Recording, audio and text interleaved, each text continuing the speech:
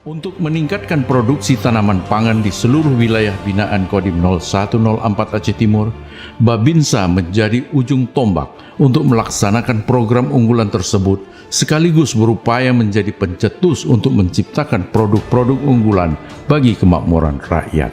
Babinsa berusaha memberikan yang terbaik untuk rakyat dengan menciptakan dan memproduksi pupuk berbahan organik guna meningkatkan hasil pertanian dan perkebunan. Pupuk organik dengan bahan dasar keong dan bahan-bahan alami lainnya dikembangkan oleh Babinsa sebagai produk unggulan untuk mengatasi berbagai persoalan yang dihadapi para petani sehingga produksi pertanian terus meningkat.